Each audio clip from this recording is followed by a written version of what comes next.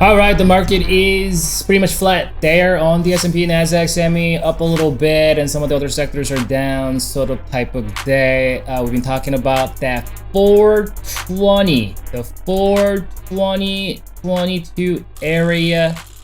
That was the Bos Bears Command Center. The Bos Bears Command Center has been dismantled today.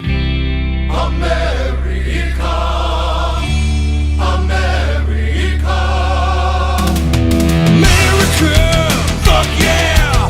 Coming again to save the motherfucking day. With the gap up and then a fade, that island down gap now has been filled. Perfect. So as you can see, as I zoom out here, this is the first time bulls have cleared, dismantled, destroyed all of the bearish island down gap. There were two. One of them was filled, I believe, sometime earlier this year, and that was a secondary island down gap, and the first island down gap at 420, 422 was filled today. So now that island down gap has been filled, sellers are working with two down gaps here, as you can see, 2022 January down gap and August down gap. Those are just normal down gaps, and let's kind of see how many up gaps bulls are working with. Well, bulls are now working with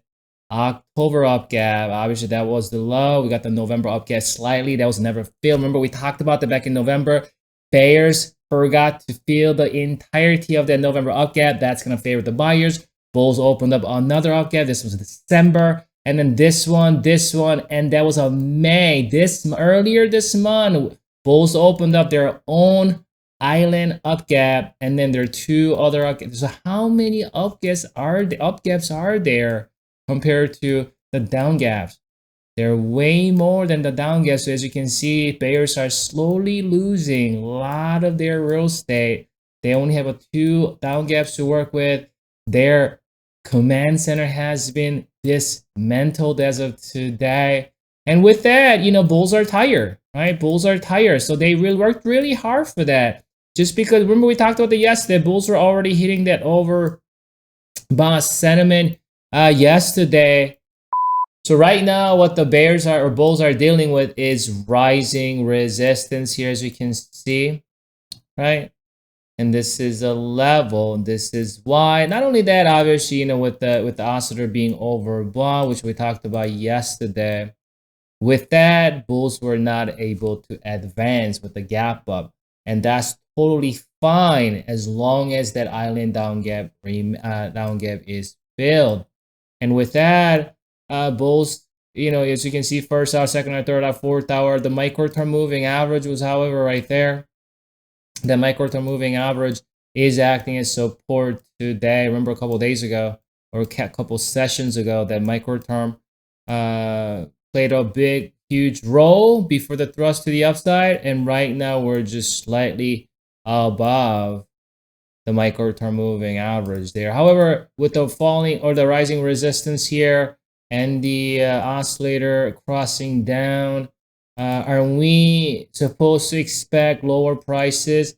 If we do lose the micro-term, you do want to, let's say we lose the micro-term here to the downside, maybe there's some sort of a gap down or something like that, similar to what we saw here. If we do lose micro-term with the down gap or some sort of selling pressure to the downside, you do want to expect the fact that the next support will be at 415 or 416. That's where my short-term moving average is residing, and this is a vicinity where we have that up gap here, right?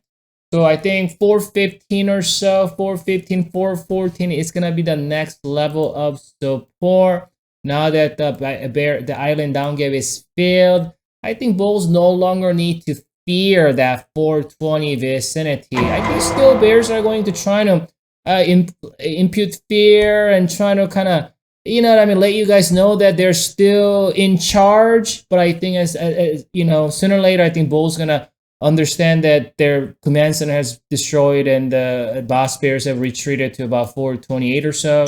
I think sooner or later, bulls gonna find a way to thrust up and then gap back up here. Only question is, how long bulls gonna wait around, or how much bulls gonna allow the bears to come in, because they need to reset this oscillator before calling back up. So that's kind of what we want to look for coming in this next couple days. Okay, let's see how the oscillator does. Let's see some of the levels. Micro-term moving average is going to be important. If we lose micro-term, short-term moving average, of 16 is going to be the next level of support.